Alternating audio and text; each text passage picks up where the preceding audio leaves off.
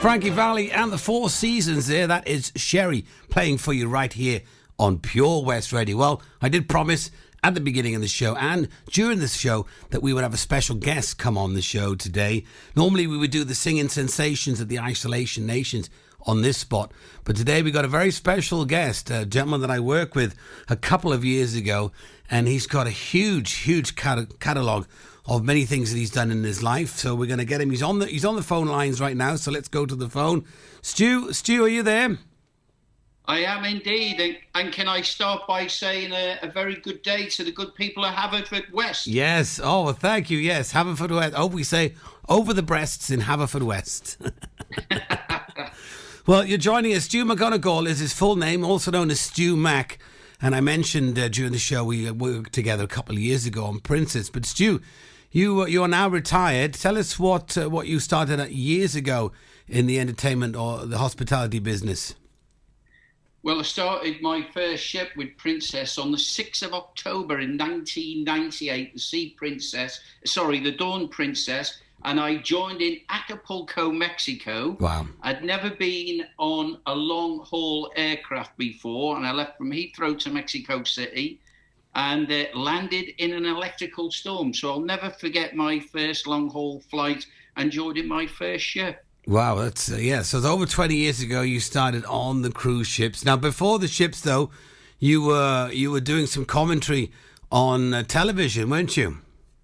That's right. I started off on local radio at GWR Radio, and then I went on to BBC, and then progressed into television as well as carrying on with radio. Well, you're a big. So I used to be on Sky and BBC local TV.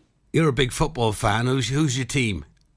Everton. Everton, yes, but you're from Liverpool, aren't you?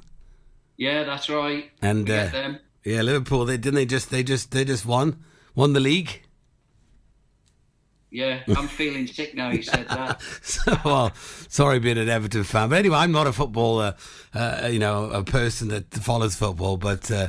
You actually commentated on all that and stuff, and how was that back in the day? Well, I used to follow the fortunes of Swindon Town Football Club from the days of Aussie R Dealers, when Glenn Hoddle took them up to the Premiership. Yeah. And I got to some great grounds, so I got to do Swindon Everton, and I did that till from 1989 to 1997 when I just before you went on the finished ships. Radio. Yeah, they went on to the ships then. What did you start off on the ships as?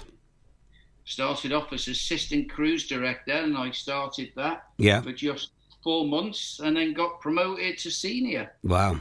And then you the world's your oyster. Then kind of worked on all the ships with Princess over the years, and a lot of changes happened over the years on ships. Yes, definitely, because when I first started, it wasn't such a big market. There wasn't so many ships, not the big grandeur ships that you see now. Yeah. But the good thing about cruising now is it's so affordable. Well, back in them days, you couldn't, it wasn't that easy. But now, it's so affordable. Yeah, it is, and, a lot of changes have happened. The ships have got bigger. Of course, competition is also a big thing out there with so many different shipping. What's the best thing? Go ahead. It's all about the entertainment as well, Matt, because I've seen huge changes in that. Because back in the day, the teams weren't so big, and then, of course, when you joined, it was great because you added a lot to it with your harmonica and your guitar. I presume you're still playing it. Yeah, absolutely. Yeah. Where I can, it's always good to have that in your pocket, carry a harmonica with you, Yeah, well, I remember you played with many of the groups on board many of our ships. Yeah. You were very popular, particularly on the Whale cruise, man. Yeah, that was great. It was fantastic catching up with so many people. Then you've done a lot of Whale cruises, haven't you? I've done 6 now, to my credit, yeah. 6 World cruises, and then that goes all around the world. That's how long is that cruise? About 80 days, 100 days? No, it's 106 was the longest one I ever did, and I've been very lucky that my wife and my son, who was 2 when he took his first Whale cruise, he's done 4 now. Wow! So he's an elite member. Yeah, at 4 years old. That's incredible. He's not 4 now. How old's your son now? 14. 14, unbelievable. Time flies, eh? Yeah. And where ask how old I am. Well, how? No, yeah. You've been around a long time, and you've retired now recently on Princess. Yeah, I'm still waiting for my free bus pass. That's right. What's it been like the last couple of months, though? Because you've only just got back home. Where are you based at the moment? Romania, isn't it? Yeah, I'm based in Romania at the moment, but as you said, my last contract, it lasted 7 months instead of 4, because obviously I was in Australia and then COVID took place, and then we had 4 months in Manila and without any passengers. But we were very lucky that we didn't come into contact with anybody that had it. Yeah. So we were green lane all the way. But it's made a huge impact on the cruise industry. Yeah, because you had to say, didn't you? Yeah, you were based then. You had to go over to Manila, and did you pick up other crew members from other ships?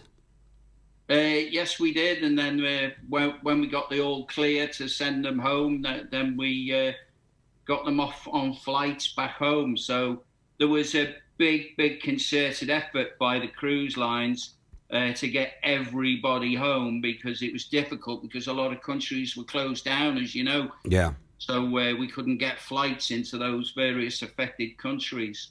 Now, you've probably been catching up on some of the news, and probably when you were on board watching the media, now how the cruise lines have been portrayed in the media. I think, personally, I think it's a little unfair. What do you think?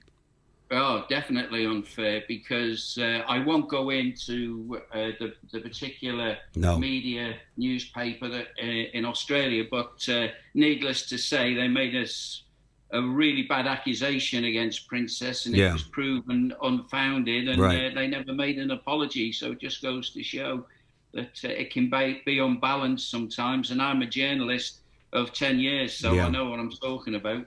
Yeah, and you see it now, and I talk to people and they say, oh, well, you know, cruise ship with the virus. But the cruise ships, to be honest, for years have been practicing high sanitation procedures.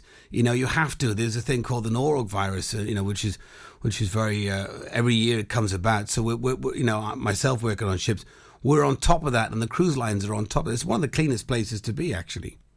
Well, in fact, some of the world's leading doctors and medical people have said a cruise ship is one of the safest places to be on, because you're protected. Yeah. Everybody's practicing social distancing. Yeah. You're absolutely spotless and clean. You make sure you wash your hands after everything that you've done, even writing a letter. Yeah.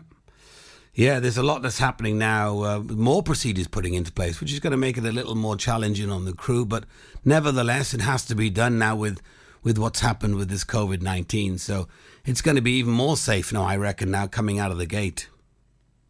Absolutely. I think the more and more people that, take it on board, that we have to take it seriously, and particularly younger people, because they may think, oh, it doesn't affect us, because they've heard so much in the past that it's only affected elderly people with underlying health problems. Well, that's not the case, as it's been proven already in the United States. Yeah, that's right. Well, like I said, I'm here at home now on the radio here, just biding time. You know, I was back on ships for a couple of years. I left ships for a while. I did 15 years, and then I left, opened my own place back here in Pembrokeshire. Now I'm back here waiting, twiddling me thumbs, but I'm sure, well, I know we'll be back soon, and, well, you won't be, because you'll retire now. What's your retirement plans? Well, hopefully I'm going to move to Spain next year with my wife and my son and start a little business there. But we'll wait and see what happens with this COVID. With COVID-19. Yeah, absolutely. Well, because I don't predict cruising to start much again before the end of the year, although there is a good sign that in Germany there is a cruise line that's been allowed to trial a 3-day cruise and a 7-day cruise, but without any ports, all at sea. Yeah. And we know about being all at sea. Yes, absolutely. Yeah, I was recently 70 days, just like yourself, stuck at sea. You know, it can be a challenge in itself. Absolutely. But as long as we keep everybody occupied, then it's great. Particularly if passengers like guitar and harmonica. Yeah, and a bit that will be my lasting memory of you, Matt. Yeah, playing the guitar, harmonica, bit of ukulele here. You are my sunshine. Your biggest one. If you're happy and you know it, clap your hands. That's right. Yeah. That got everybody going, didn't it? Well, it's great to catch up with you, Stu. I know, I enjoyed working with you, and I was looking forward to working with you again, but it just never happened. And I hope maybe when you get your place up and running, whatever you open in Spain, I get a chance to come over and visit you anyway. Oh, absolutely. Bring your harmonica and your guitar. And to the good people out there, thank you for listening. Stay safe. Yeah. And look after yourselves. And I hope to be on the... you can hear my dulcet tones again. But you take care, Matt, as well. Yeah. And to all your loyal listeners, take care. That's great. Now, we're going to play a track for you. You can request a track for us here, Stu. If you could hear one more song in the world, what would it be? What's your favourite track out there?